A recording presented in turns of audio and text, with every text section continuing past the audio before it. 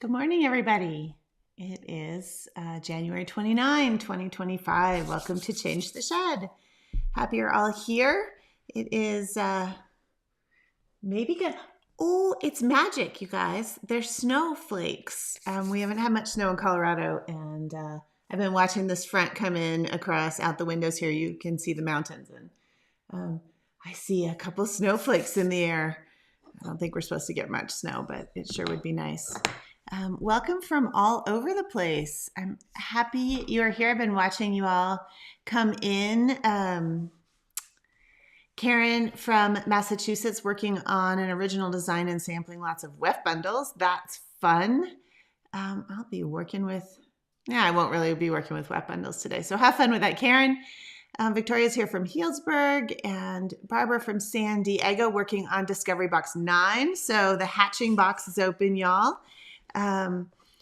Hatching is probably I probably should have done it as one of the first boxes. It's a really foundational technique for Tapestry. So it's been really fun to work on that.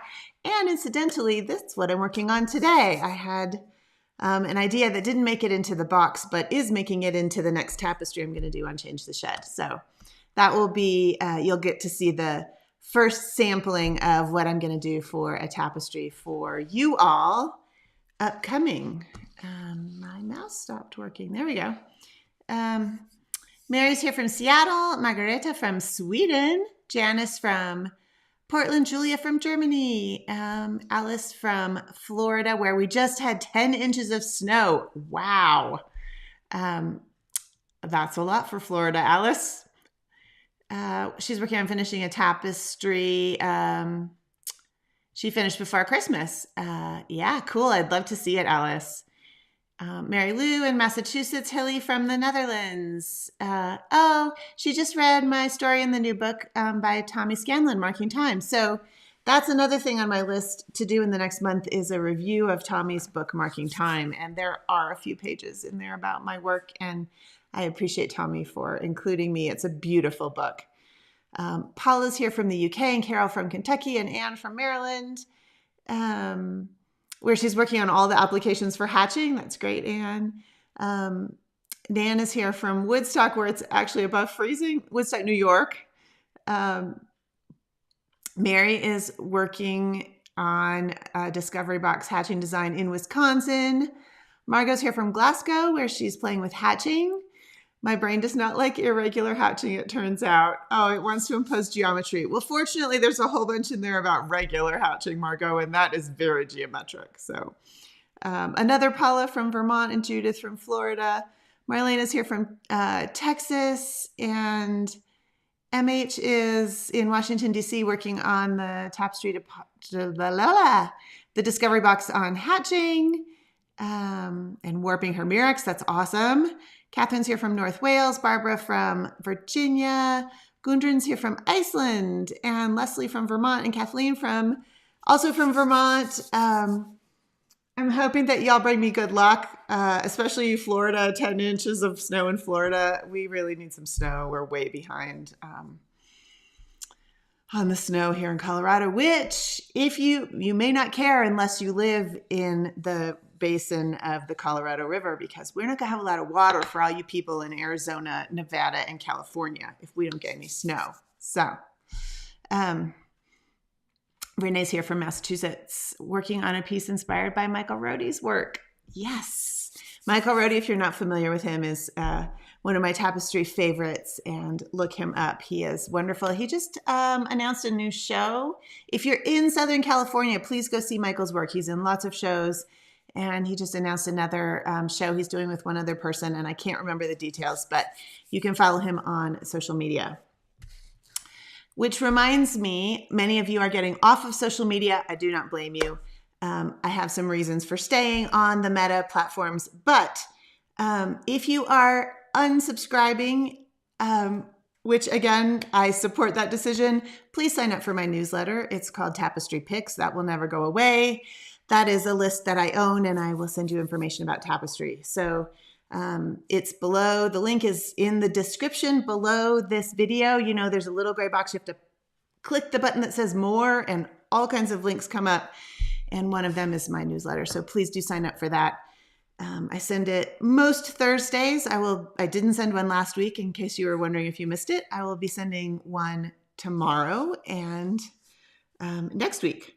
So a couple other announcements. I'll be back on February 12th, which is 2 weeks from now, for another Change the Shed. As I said, I'm working on a new piece to do on Change the Shed, and I'll talk about that. So that will be fun.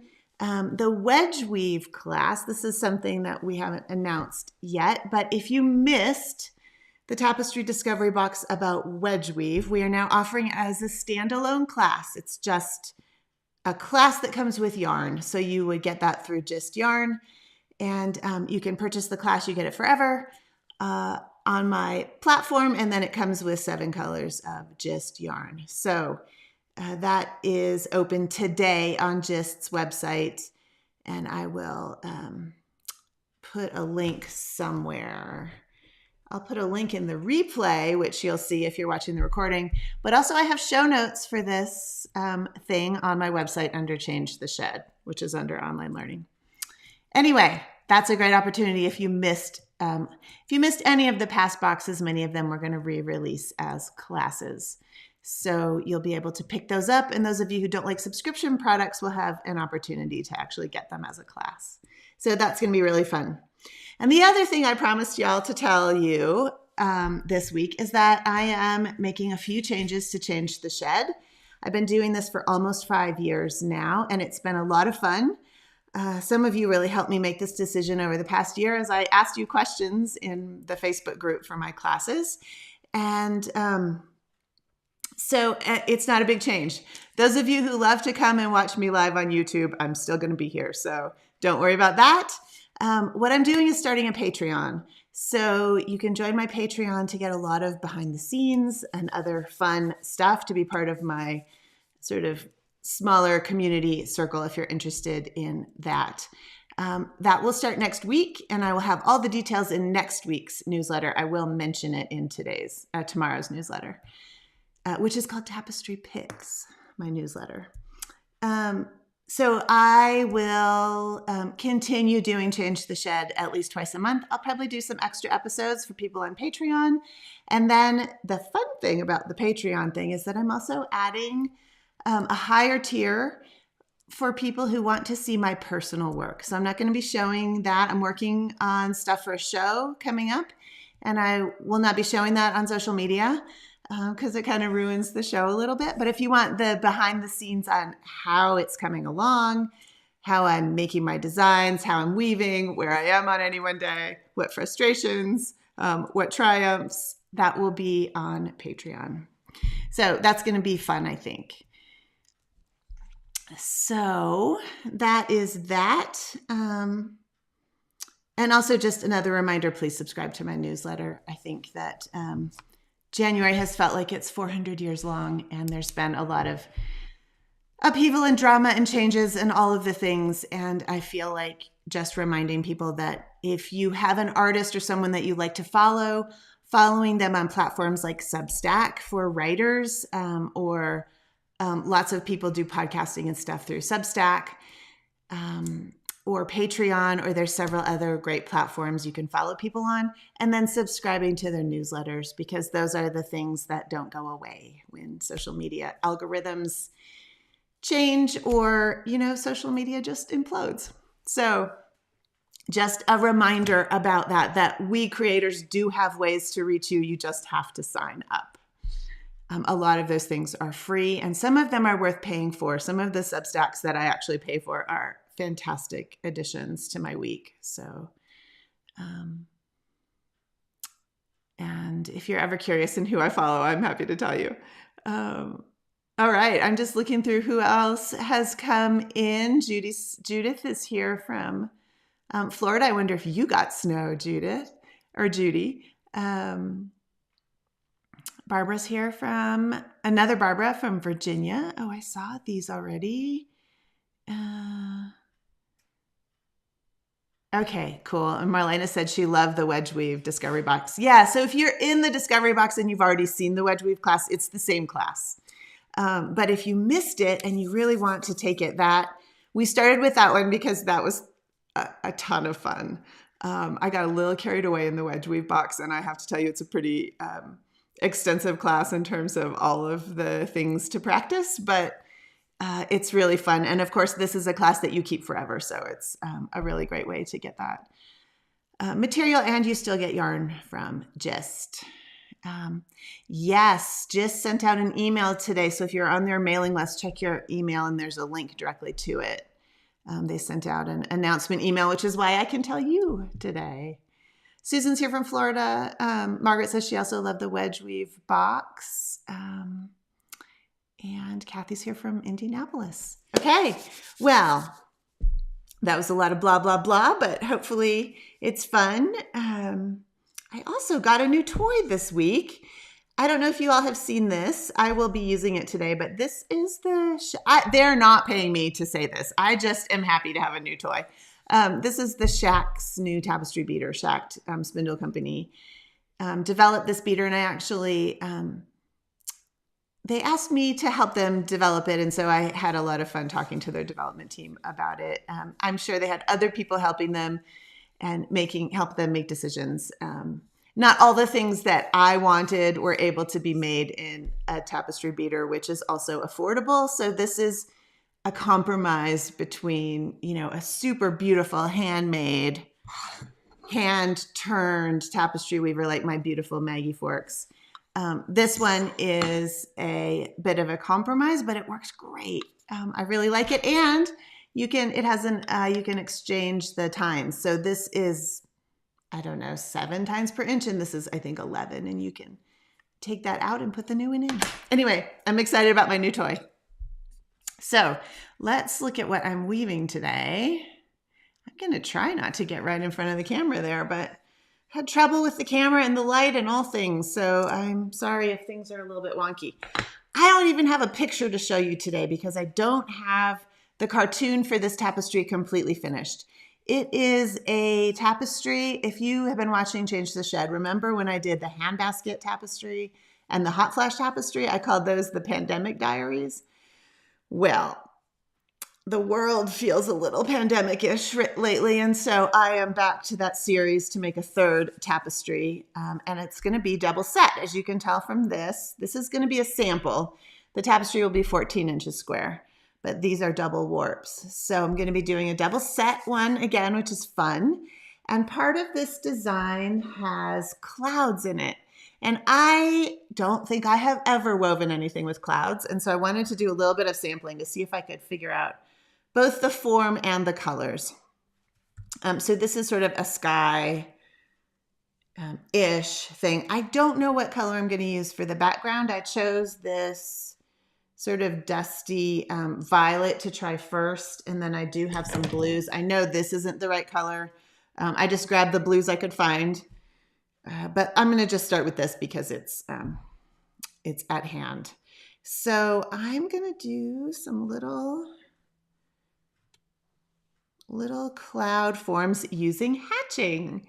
So hopefully some of you in the Tapestry Discovery box will recognize some of this. And I am literally at the beginning of figuring this out. So playing with the design, I've scribbled out some design ideas, playing with a couple sampling ideas, and then we will get to the point where I finalized the cartoon and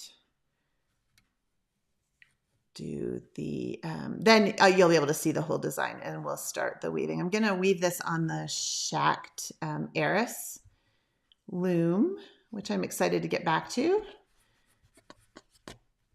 All right, so this is just the set in. I'm going to start, so these clouds I'm hoping will start sort of at a point and get wider, but just until I figure out exactly how I'm going to do the hatching, I'm just going to start with a straight line, and then I'll do it again. I will refine it, which is, sampling can be very helpful if you really feel a little bit lost about where you're going with the design. A sample can tell you all the answers. So someone asked, let's see, Alice, are those Harrisville singles? Alice, this violet is Harrisville singles. The gray and the white I'm using here is actually Faro. These I bought before they were bought out because the tag still says Borgs, but this is being made by a company called Klippen now in Sweden. So you can still get them in the United States from Eugene Textile Center has them, the Woolery, probably Yarn Barn of Kansas, Glamacra USA, all those people have this Swedish yarn. Okay, let's see if I can get a few picks in here so you get an idea of what my idea is, since I don't have a drawing for you. Wow, okay. I see we're going to have some, this might be one of those days. Faro and Harrisville Color singles are nearly identical yarns, and so in terms of size and how they act. So I often can use them together. The reason for using the Faro is that this is a natural color, so it's variegated, and I really like that. The Harrisville Color singles only comes in undyed, and so I cannot get that effect with the singles, Harrisville Color singles, because it doesn't come that way.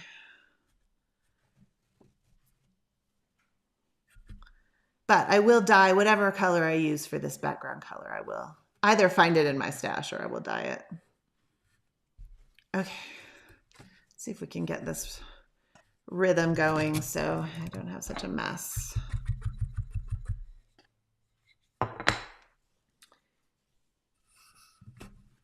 And so you have something, so you understand what I'm doing. Let's see.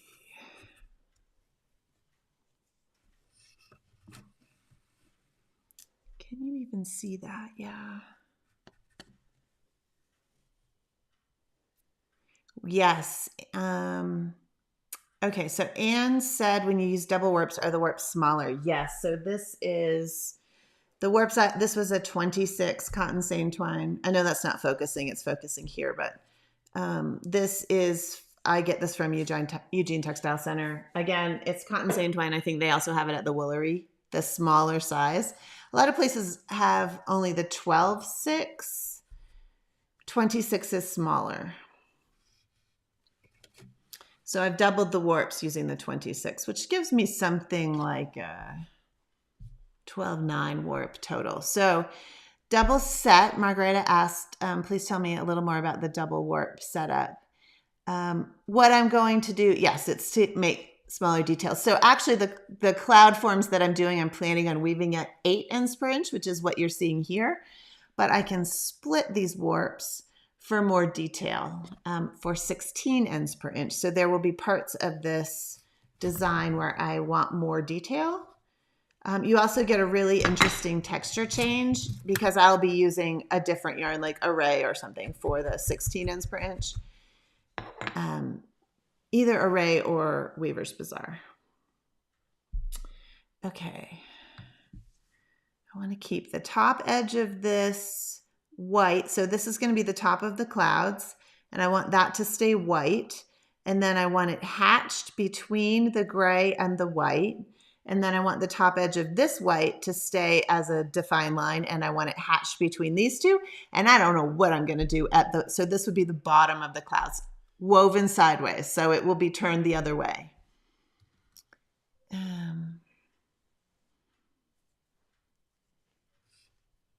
Let's see. So we're going to hatch between the gray. So this is a lighter gray and a darker gray. We're going to hatch between the gray and the white, and we're going to keep the top part of both of the white wefts more of a solid curve, no hatching.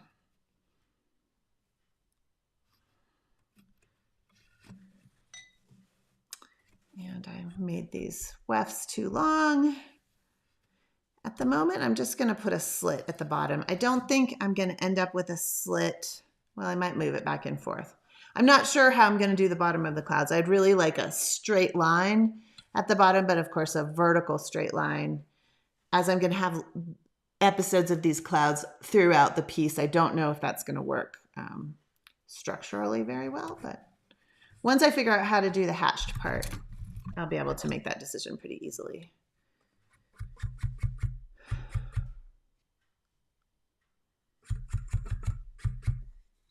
Mary Lou, you could email me about what you're saying there about the Tapestry Discovery Box. I'd be happy to address that in an email. I have had a really great time.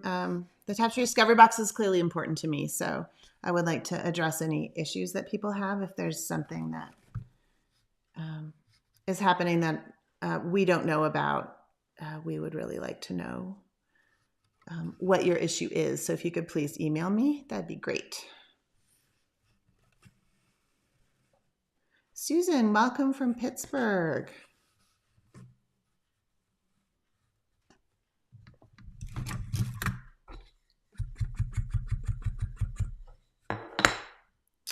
Okay, eventually you're going to get what's in my head here. I know it's hard to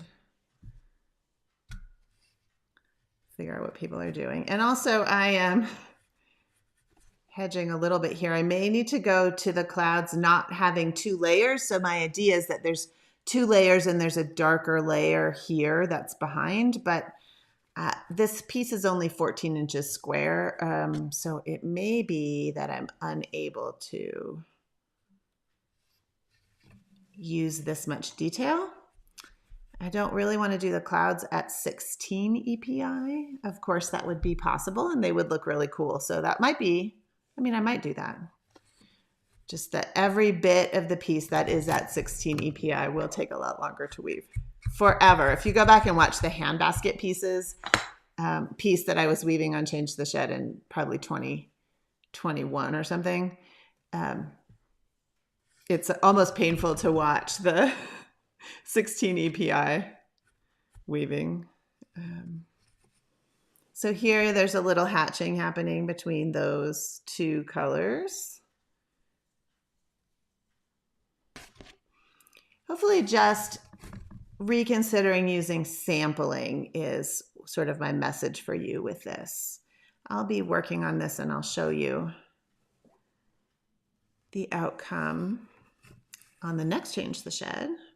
Or if you join Patreon, you might see it sooner.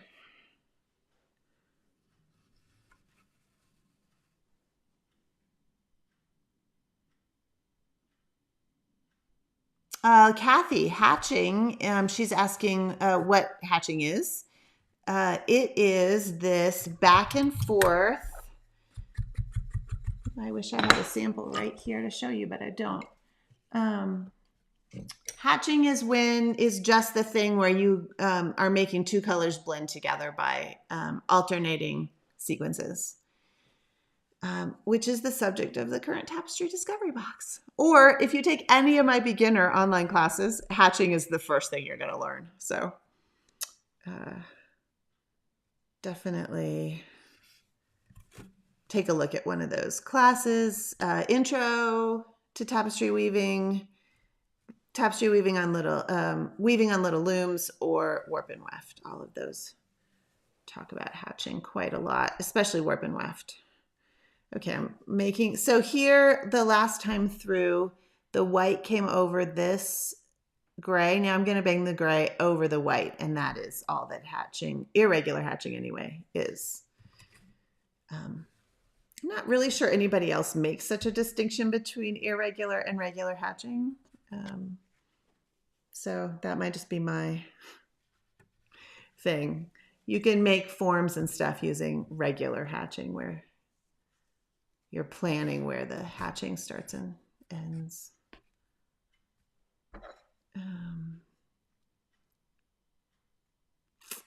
Marla, she's asking, is your dark purple at the bottom worse? Oh, this.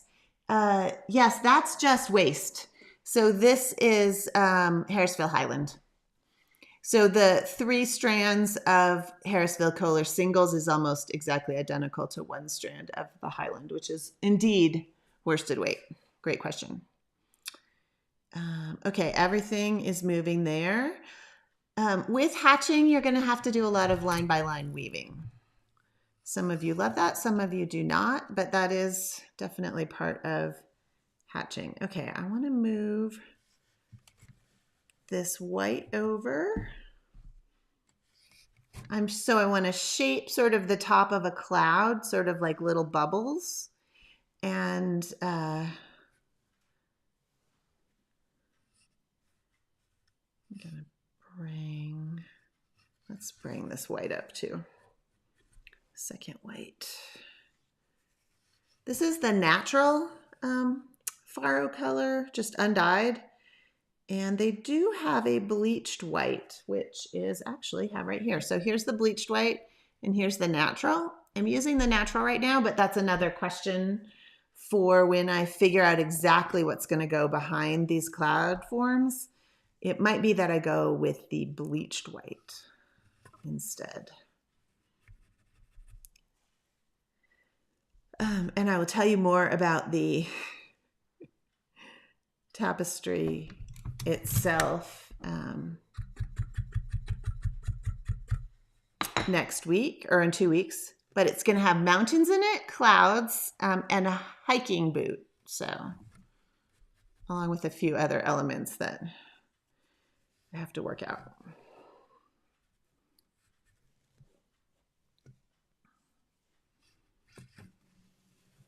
I know it's hard to see this gray. It's up close. Actually, this gray really is a different color than the natural, but it's a little bit hard to see with this camera. Let's see, I'm gonna do this and see if that will help you.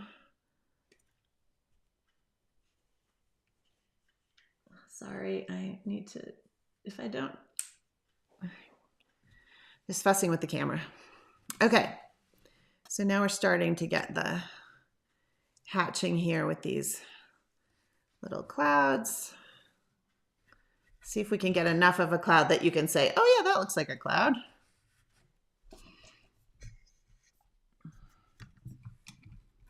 Nan, why aren't you sampling at 16 EPI for the clouds? Because I am fairly sure I'm going to weave the clouds at 8 EPI, Nan. And that's why I'm doing the sampling here. I made the warp 16 because there's a couple other things I want to sample. So I will definitely be using those split warps for the other samples for this piece, but okay. But I'm hoping the clouds can be at 8 EPI because I've got a lot of them in this design, and if they're all at 16, it'll take a lot longer to weave. But if it seems like to get the definition I want, I really need the 16, then I will look at that. I don't know if I can use just one strand of this yarn at 16, but that would be another thing to sample. I think it might work. Definitely can't use more than one. I would usually use Weaver's Bazaar at 16 because it's so fine. I think on the handbasket piece, I only used one strand of Weaver's Bazaar fine. I bet you could use 2 though. Okay, let's see. So this little hatching here. Oh, that is frustrating, isn't it? I should have gotten out bobbins. Sorry, you guys. Live and learn. Either don't make your strands so long or put them on bobbins. All right, and let's hatch. So I'm hatching these 2 colors. So let's bring this one here over the white.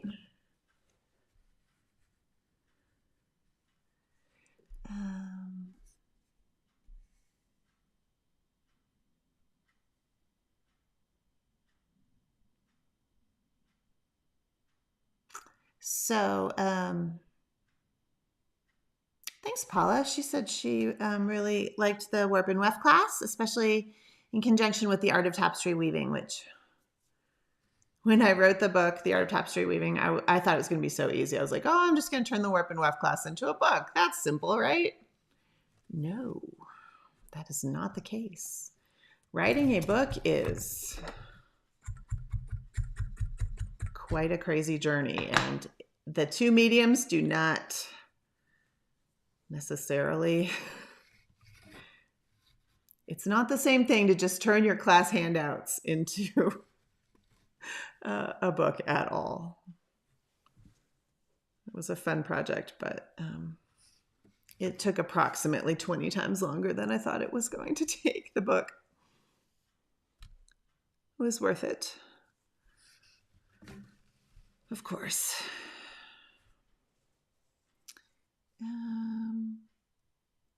Nancy wants to know more about the Tapestry Discovery boxes as standalone. She'd be interested in the eccentric box. I would love to do the eccentric box, Nancy. How many of the Tapestry Discovery boxes do you think will offer this way? I don't know, but the more times people say, I really wanted that box, or I missed it, or I would really like that one to be offered, the more likely we are to choose that one. I can tell you that the next one we're doing after Wedge Weave, which will come pretty soon, is the Curves box from last summer. And those two boxes were chosen because they sold the best. More people wanted them. So those are the first ones we went with. But I love that eccentric box, which is the one right before the wedge weaving box. So I would say there's a great possibility that one will, we could do that one fairly soon. Thanks, Nancy, for that plug. Oh, Carrie, glad you're here and that you accidentally found me live on YouTube. I do like that YouTube will tell people so-and-so started a live video. If you subscribe to my channel, you can always look under upcoming live or on the Change the Shed playlist, and I always put in the upcoming link. Like I think the February 12 one is already up there. I've been trying to put them a couple, like a month ahead now in case people are looking at their calendars. Okay, so I'm going to splice in a new piece of this violet. I actually kind of like this color. I dyed this a million years ago. It's a mix of violet and blue with a toner at a very low depth of shade. Those of you who are dyers, it's 60 violet, 40 blue with a 15% toner and a depth of shade of 0.09. So it's really light.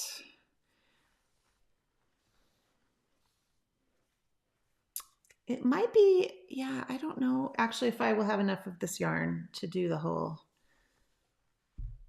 border of this piece, but I don't think this ball is big enough, but I will look at what I have in my stash. Okay, so there's a top of a cloud. Let's bring this back down one. Can you tell I talk to myself a lot? Also, Carrie's in Fort Collins, so I miss Fort Collins a little bit, Carrie. Say hi to my town, my old town for me. I'm in Mancus now. Sue, reassuring to know that you are still learning. Oh, heck yeah. Who said this? The day you stop learning is the day you're dead. So I feel like that's true. I feel like there's so many things to learn about tapestry. I'm just going to bring this back so I get it out of the way. There's so many things to learn about tapestry and making art and all of the things about being alive that I hope I never stop learning.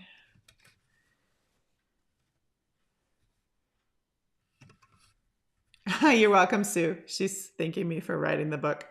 It was one of those things where you don't know what you don't know, fortunately. And I had two fabulous editors.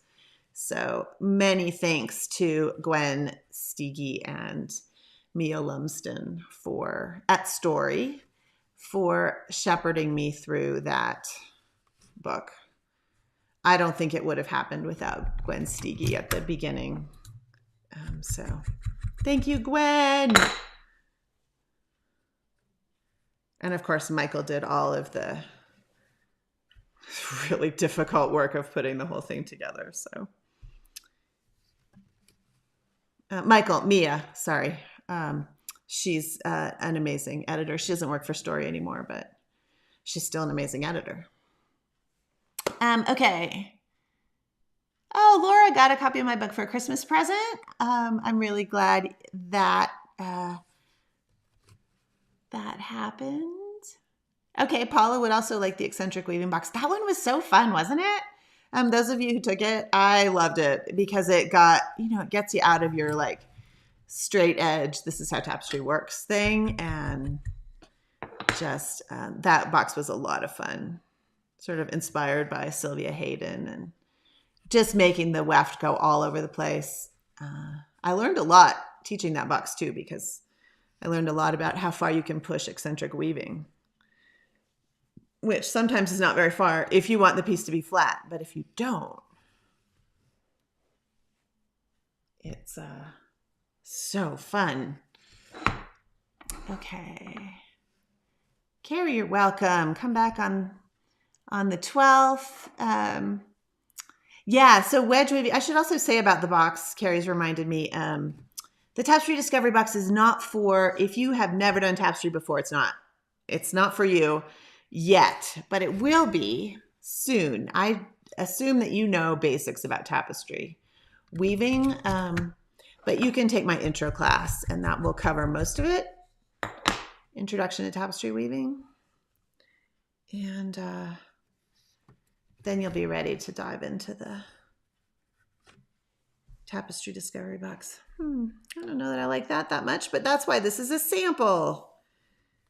I want quite a lot of hatching happening between these two colors, and I probably want more white. And I'm already starting to feel like maybe these clouds are going to need to be 16 EPI, and that makes me scared. Well, we will be sampling that for sure.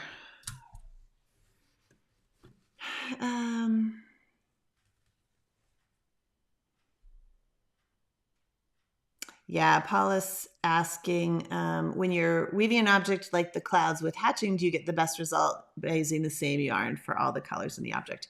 When hatching, it is best to have your weft bundles be the same size. So yes, the same yarn ideally, but at least a weft bundle of the same size, because the hatching form where you're going back and forth, things will be quite uneven if your yarn is not the same size in both of the colors that are hatching. All right.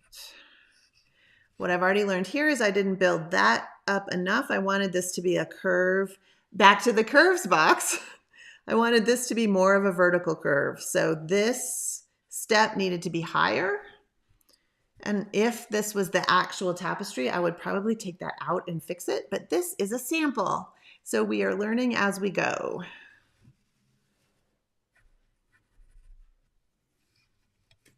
The curves box actually has a really fun exercise,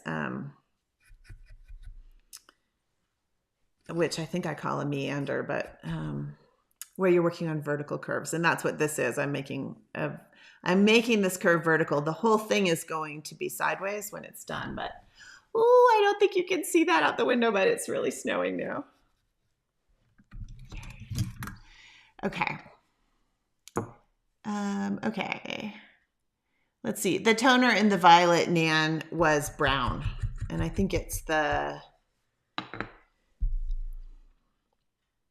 know it's a saber set dye, and I think it's just called brown. I don't know the number, but if you ask that in the, if you want to know absolutely, reference this, change the shed, and in the dye class, and I'll tell you. I'll look it up. And another work question, does Sarah Sweat use wool warp, and does that help all her single wraps stay in place? Sarah uses all kinds of materials, but I would say most of the time, yes, she uses wool warp. And it makes, and most of her materials are hand spun. So I don't think she's always using hand spun warp, but sometimes she is. And the hand spun weft with the wool warp really does create a there's a real bonding between the wool warp and the wool weft, whereas this is cotton. So there's no little wool fibers that are grabbing the weft with the cotton warp. And so that is an advantage of a wool warp. Okay. A wet blue, just the, this is Nan again asking a dye question. The blue is just the blue, Saber Set blue. Oh, sorry, Lanisette has blue 2R. Sometimes I do use that. So I don't actually, this was done so long ago, it's probably using the Lanisette, which is the same chemical dye as Saber Set. The Lanisette blue is from Earth Guild. And I actually don't, this was done so long ago, I actually don't know which blue it is. Again, ask about the blue in the dye class as well. I can tell you what the equivalent, or if you look on Pro Chemical and Dyes, somewhere there's a chart that compares Lanisette and Saber Set colors. They have different names, but you can get the same color from either company.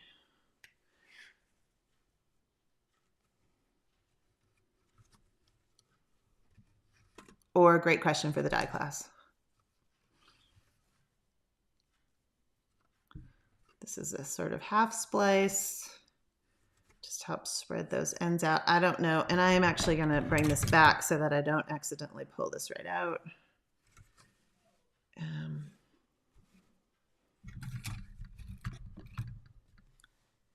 So I'm getting the effect I want here between these two colors. Actually kind of seeing the effect that I want, and though you can't see what's in my brain. But if you think about two stacked rows of clouds, that's what I'm going for. Turn sideways, of course.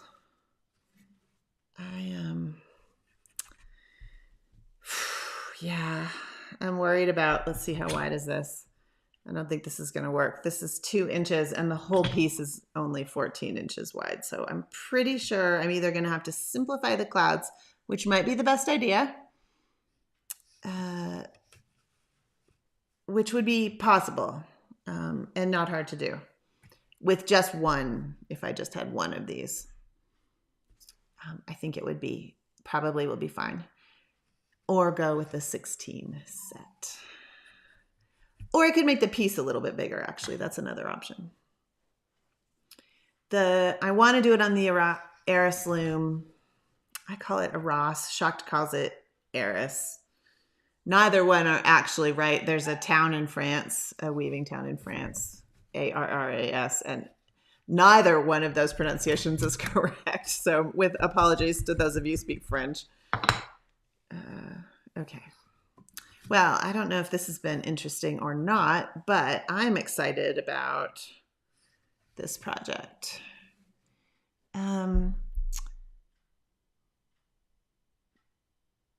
Okay, cool.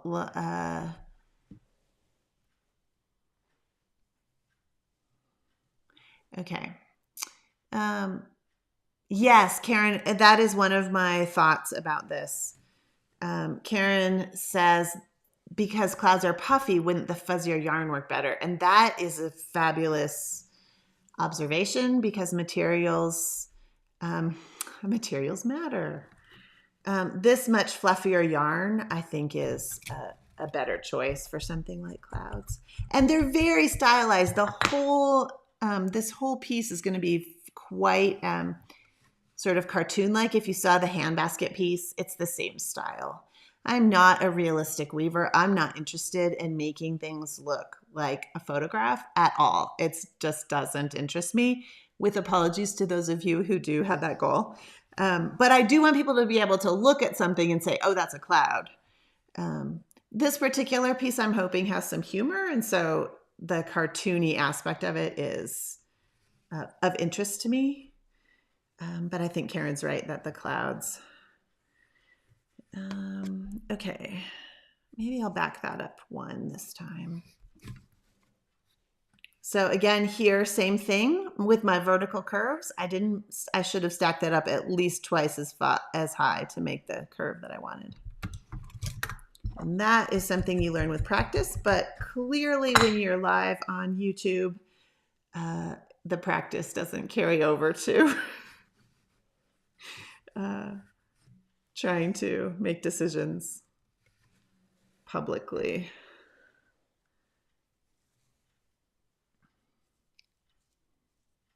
Ah, Ghislaine, hello.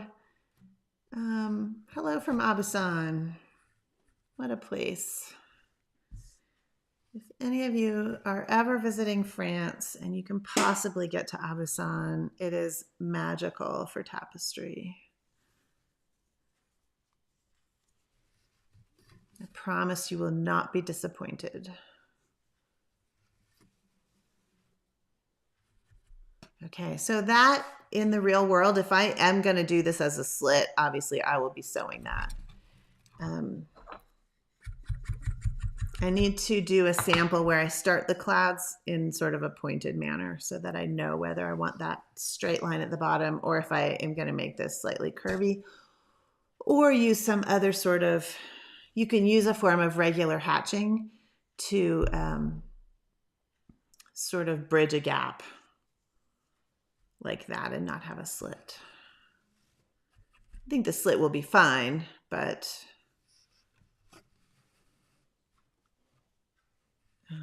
just have to decide what the best thing will be. Okay, let me just finish this little bit.